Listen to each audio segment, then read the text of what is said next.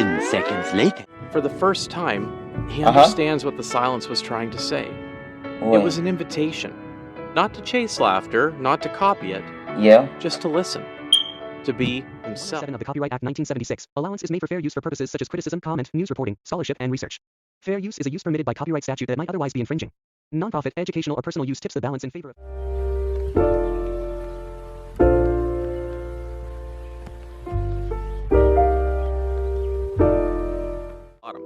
But it's not obvious. No nonsense, no explosions, no one yelling, "I'm ready!" at 6 a.m. Just stillness. The kind that creeps in quietly and refuses to leave. The patties aren't flipping, the jellyfish aren't dancing. And on Conch Street, it's just total silence. At first, everything looks normal, but if you stop and really look, something's missing. Not a person, but a feeling. Like joy that never showed up. And under a dull, brown rock, a weirdo blinks awake. Patrick opens his eyes. No alarm, no sunbeams, he just wakes up, like a computer in sleep mode that flickers back on. He doesn't dream, not because he can't, but because there's nothing in there, no memories worth replaying. To him, things have always been this way. His days don't start, they just continue. No salt, no flavor, no shame. This is just breakfast now. It's not laziness. Well, not just laziness. It's that time moves differently when you're always alone. But this isn't just a lazy day. Something's about to snap him out of this silence. And when it does, nothing will ever be the same. Nothing will ever be the same. Patrick steps outside into a street that feels off. It's sunny, it's calm, but where's the weird? A jellyfish passes by, alone. For a split second, Patrick thinks about following it. But there's no one there to yell, "Let's catch it!" So he just lets it go. The moment fades, and so does the jellyfish.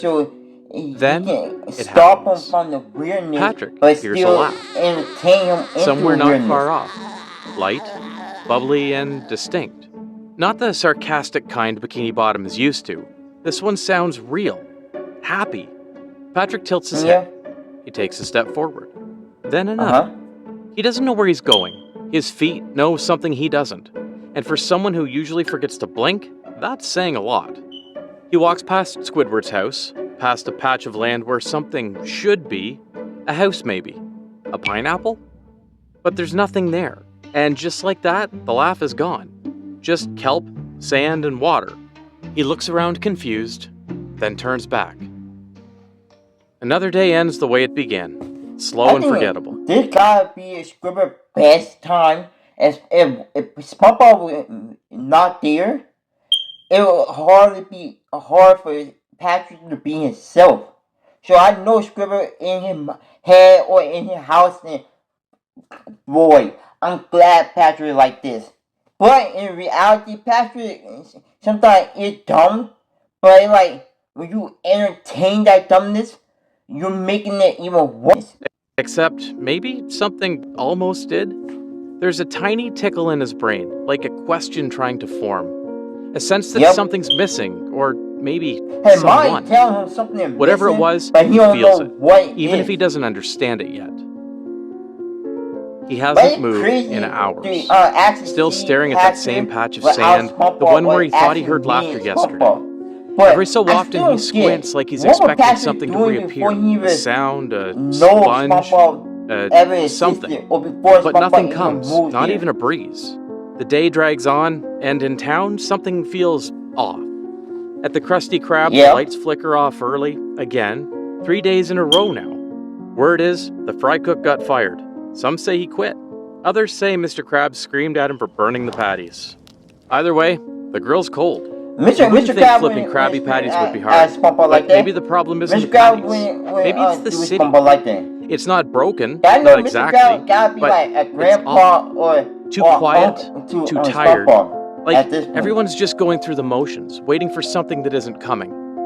Patrick watches it all from the curb, and for the first time, the silence bothers him. Eventually he stands up. No plan, no map, just a feeling in his gut that says, ask someone, anyone. Something's wrong, right? So he walks up to one neighbor who's never happy, Squidward. Squidward opens the door halfway. He looks like he's already regretting it. There's a long pause. Squidward always regret, Patrick doesn't say talking much. to Patrick. Patrick fumbles through something, a half-formed question about a noise, a feeling, maybe even laughter. He points off toward the jellyfish fields. Squidward crosses his arms, leans against the frame, doesn't answer. His face says everything. I don't care, and I don't think you do either. Always say something. And just like when that, Squidward the door closes again. Feeling. Patrick turns around and starts walking around the city. Patrick wanders his face past is Larry's gym, but you don't gotta say nothing. past Goo Lagoon, silent, past a crowd gathered at the chum bucket of all places. Yeah, that chum bucket. The food is still... Wait, you tell me that Putin finally actually getting a recognition? Then that's the reason why. Without SpongeBob, the Krusty Krab is nothing. Dang. I mean, Mr. Krab about to go broke. Awful. It always was. But people are lining up anyway. Not for taste, for routine, for anything. They're not here because they like it. They're here because it's something to do. Even bad habits feel better than staring into blank space. And that's when it hits him. This whole time he thought he was the broken one. But maybe the whole town feels the gap, but they just stop trying to fix it. And that hurts more than Squidward's blank stare. Because if no one remembers what's missing, then maybe it never mattered in the first place. But if it did matter, then maybe Patrick is the only one who still feels it. And if he's the only one, then maybe it's up to him to fix it. This city needs a sunshine, and I'm gonna be the star who fills it. The star of the show? Patrick wakes up before the water gets warm. That's never happened before. He doesn't know why, but this time, lying around just feels wrong. Like sitting still might crush him. So he moves. He walks, past Goo Lagoon, past jellyfish fields, past the places he's floated by his whole life but never really seen. The city is already moving. Boats buzzing, fish chatting, life acting like everything's fine. Patrick tries to slip into the rhythm. He stops outside the boating school. Students circle in tight loops, practicing turns like they've got somewhere to be. He watches them go, over and over. He imagines himself with a license, driving a boat, going somewhere, being someone. But why should he? He doesn't own a boat. Even if he did have one, it's not like he's got somewhere to be. He sits on a bench nearby. The group laughs in front of him, loud, just like any group of friends do. Patrick tries to laugh with them. He claps when they clap. They don't look at him, not even once. To them, he's background noise. A pink blur in a world that already has what it needs. Later, he finds himself in front of a glass dome. Inside, a lady squirrel is building something tall, strange, and brilliant. Sandy Cheeks, the smartest creature in Bikini Bottom. Reporters crowd around her. Cameras flash, everyone's watching. Patrick watches too, quietly, from behind the glass. He's seen her before, plenty of times, but she's never seen him. They've never talked, not once. And that's all it ever was.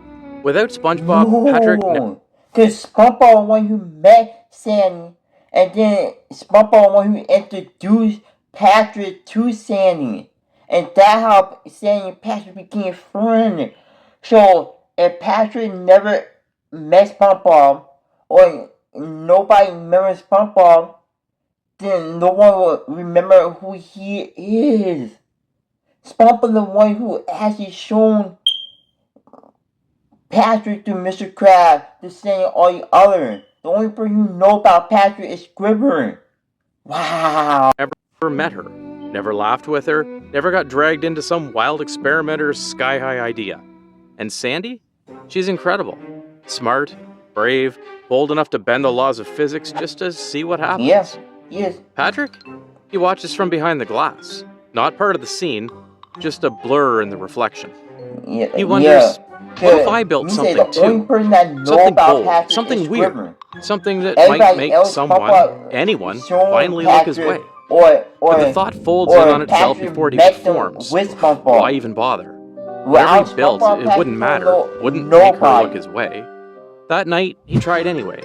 Patrick sets up a little show outside his rock, a stool, a chalkboard, and a couple props he made from sand and shells. He tells a joke, and another, trips over the punchline. Come on. No Nobody's way the dumbest One fish sea stops to creature watch, in the not because world it's funny, is trying to be smart. but because it's weird. Then walks away, shaking their head. Patrick doesn't get it. Why is it so hard to make people laugh? To make people interested in him? Patrick thought maybe if he acted loud enough, smiled big enough, people would see him, hear him, feel something. But all it did was echo into nothing. It lands in his chest like a rock. He stares down at the chalkboard and then turns and walks back inside. Patrick stands there, chest rising fast, Patrick's breathing brain hard. is still empty. No tears, that he can't just think fire, of like frustration anything. wearing an empty That's how costume. stupid Patrick He is. thought he could fill the hole, But I'm but the still world confused. didn't just ignore What him, it swallowed him In whole. Patrick's And in life, that silence, or what something Patrick sharp and new doing starts to before form. A me and resolve, SpongeBob, because when he was today doing, broke and he him. never met SpongeBob. And when you This break, is what it you either is. fall apart, or you His start life again. falling apart around Tomorrow won't SpongeBob. be about trying to be And someone, I think SpongeBob because wants Patrick that is done helping chasing his laughter. life to what It'll it be is. about becoming something else entirely. The next morning, he comes into a bargain mart. Yep. Patrick wanders the aisles like someone sleepwalking through someone else's life. Like, Patrick He's not knows shopping, he's missing he's just something, there. but he can't Until he sees actually a jellyfish tell net. what he's missing. Brand new, shiny, too perfect for a shelf this dusty. It shouldn't matter, but something about it calls to him. The cashier shushes him out, but he keeps the net anyway. No one stops him. He takes it to the jellyfish fields, stands there in the open, wind tugging at his arms. Swings once, misses badly, swings again, nothing. He has no idea what he's doing, but for once, he's doing something. That has to count for something. For hours, he chases jellyfish through the kelp, trips, falls, even gets stung. The other fish in the fields avoid him, whisper when he passes, laugh at him, but Patrick doesn't notice, or maybe he does. But the people about it, Patrick know that he are supposed to be doing something like this, but he don't know that because it's like it's something in his brain that it triggering, but it's trying to, but it's not like picking up. Cause there's someone that's missing in there. It's like without that SpongeBob around Patrick, then it's not like SpongeBob don't gotta be around Patrick all the time, but just Patrick seeing SpongeBob and talk to him, it give him that feeling that he needs to do something. Just doesn't care. Because this isn't about jellyfish or being good at anything. It's about chasing that spark. That laughter he heard days ago, the one that cracked something open in him. But the more he reaches for it, the further away it feels. He finally collapses, drops the net, breathless, empty, raw, and he screams. Loud, wordless, raw. A sound that doesn't ask for attention, it just needs out. All the confusion, the failure, the aching loneliness, he lets it rip through the water like a shockwave. And then, I'll try to find a way to get that feeling back. Not dramatic sobs, just a steady leak from a soul that's finally realized what it's been missing. Because now he gets it. He was never trying to be SpongeBob. He was trying to fill the space SpongeBob would have filled for him. He was trying to fill the A best friend-shaped hole, a partner in chaos-shaped gap. Trying to fill his And the worst part, you can't replace that. He wasn't trying to replace SpongeBob. He was trying to fill that void, that when he walks home, there's no that triumph. emptiness. Just tired limbs and a sore hand. But he holds the net tighter than ever. Squidward sees him from the window. Patrick's outside sitting on his rock, talking to no one. And for the first time, Squidward smiles. Just a little. Not mockingly. I knew it. I knew Squidward felt that empathy, that happiness, because when Squidward never met SpongeBob in the last episode, right, that we watched, then y'all know that Squidward's life was all wrecked, was so messed up, right? But when Patrick don't meet SpongeBob, never met SpongeBob, Squidward feel like his life is meaning something. Cause if Patrick never met SpongeBob, that means it gives Squidward a chance. But the kind you make when something small finally makes sense. Because deep down, Squidward understands what Patrick has been doing these last few days. He heard that laughter too. He just didn't have the guts to chase it. Patrick lies down outside that night. He doesn't stare at it, doesn't even think about it. Patrick just closes his eyes, and for the first time, he doesn't need answers to fall asleep. It's already morning again. Same light, same water, but Patrick doesn't get up right away. He looks like he might just fall back into that old routine, the one before the laughs. But Patrick made up his mind. He gets up, not to wander, not to chase, but to go there. That patch of sand, the one spot that's always felt wrong. Not exactly broken, just missing something. Yeah, he kneels, missing that, takes a stick, that drops, feeling, or missing scribbles, that not a void joke, that you're missing. A shape, a square. He doesn't know why, he just knows. Something should have lived here. He sits beside it like it's a grave, or a promise. And he smiles. Not because he's happy, but because for the first time, he understands what the silence was trying to say. It was an invitation. Not to chase laughter, not to copy it. Just to listen. To be himself. The laugh he heard wasn't meant for him. It was a shadow. A shadow of someone who was never there, but should have been. He stays there for hours, not sad, not desperate, just present. For the first time in his life, Patrick's not suffering from the silence. I get it. He's sitting with it. I get it. And somehow, that makes him feel less empty.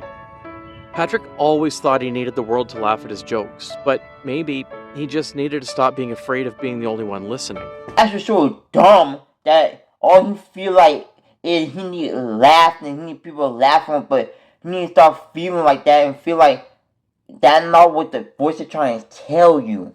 Night, Patrick doesn't return to his rock. He falls asleep next to the drawing. The wind howls, the sand shifts, but the square stays. And tomorrow, maybe the laughter comes back. Or maybe Patrick will be ready to create his own. After that night, Bikini Bottom lived like it always does. Boats pass, sea snails meow, nothing looks different. Patrick loves to walk through town. No jellyfish net, no puppets, no performance. Just him.